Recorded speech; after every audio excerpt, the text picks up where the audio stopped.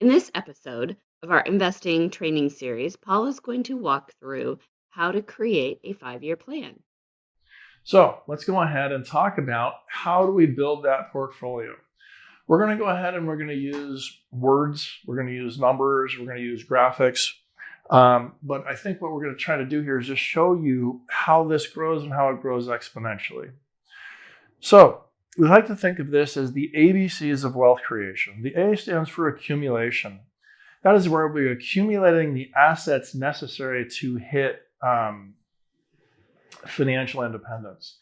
B is for building equity, and C is for consumption. Now, you'll notice we're going to say this many times, but start where you are. The sooner you start, the better your impact or result can be. So how do people do this? Most people start off with their primary residence. Most people are aware that you can buy a single family home or a condo as a primary residence, but a lot of people, in fact, I'd say majority of people aren't aware that the same loan you get a house or a condo with is called conforming financing, is actually defined as 1 to 4 residential units. So you can buy a 4-unit apartment building with the same kind of loan that you can buy a house or a condo with. It's called conforming financing. So most people start off with a single family house. We've had huge successes, particularly getting young investors who are already living in apartments to buy a small apartment building as an owner occupant. And that way they can use the income from the other tenants to help build. If they could have qualified for, say, 500, now maybe they qualify for a purchase price of $1 million because of that income coming in from those other tenants. So just a thought. But the bottom line is people start with their primary residence and they assimilate that property and wait for the market to appreciate. So in other words, when the market's worth more, when the house, the property, whether it's a condo, single family, fourplex, what have you, when it's worth more than it was when they bought it, then they use that equity and move on to the next property. Now, there are common ways that people do this. The most common, people will sell a property and use their equity to buy a more expensive property, but it's still moving from their house to a house where they're paying for everything. We like to look at the idea of a couple of different things, but how about staying in your house, accessing some of that equity through a cash out refinance, and then buying an investment property. So you buy another property, you increase your asset base, but you've got tenants coming in and bringing in more money. So that's a way to do it. Another way to do it is to go ahead and rent out your current property, your first property, and go buy another property as an owner occupant. So in this example, we're going to go ahead and talk about replacing yourself with a tenant. So in this example, we're going to access that equity and we're going to start building tenants, and we're going to do this through refinancing and repositioning that equity into a second property. So let's go to that next slide where you see we've got a single family house. We do a cash out refi. We access some of that equity. And the first thing that we do is add to liquidity, because as we build our portfolio, we need liquid reserves. It's the first pillar for a reason. Then we use the remainder of the money that we got from that cash out refinance and we use it as a down payment on a duplex.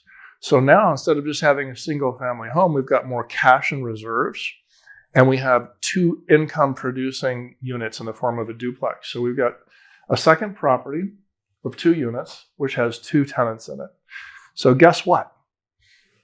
2 properties appreciate twice as fast as 1. Let's go to that next slide, please.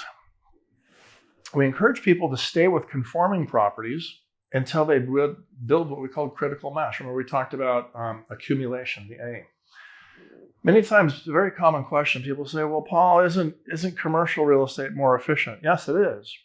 But it costs 2 to 3 times as much to get into as far as the wealth that's necessary, down payment requirements and cash flow requirements and that kind of thing.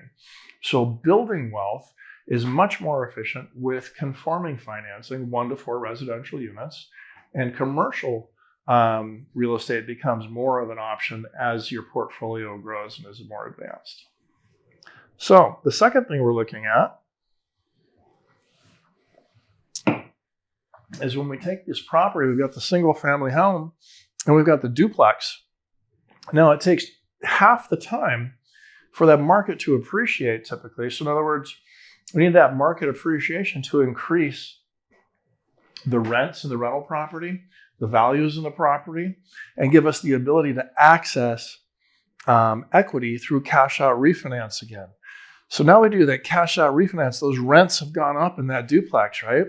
So we can take money out of that duplex up to the amount that the rents have gone up and have no hit on our cash flow.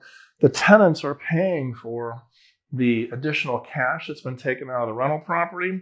And we take that cash, we add it to liquidity, we start to build our investment grade life insurance pillar, and we use down payment for a couple of triplexes in this example. So now, instead of having just one home, they've got a home, they've got a duplex, and they've got 2 triplexes. So now on 4 properties, and they have 8 tenants providing them income every single month. They're utilizing leverage through mortgages and accessing equity as well as purchasing the property. They're using other people's effort in the form of tenants, those tenants that are going to work and then writing them a check every month. And they're building out the other pillars of their portfolio. So once that critical mass is achieved, then we want to let that equity grow. And we want to get that equity into a little bit larger position, provides additional security. We maintain and continue to build our reserves. As that equity builds, rent increases, we continually maintain the reserves. Now commercial real estate can become a legitimate option because our wealth situation is different. So in this example, you'll see they refinanced their 3 properties, the duplex and the 2 triplexes, and get cash out of that. And they take that, continue to build out those pillars, and now commercial real estate becomes a legitimate option.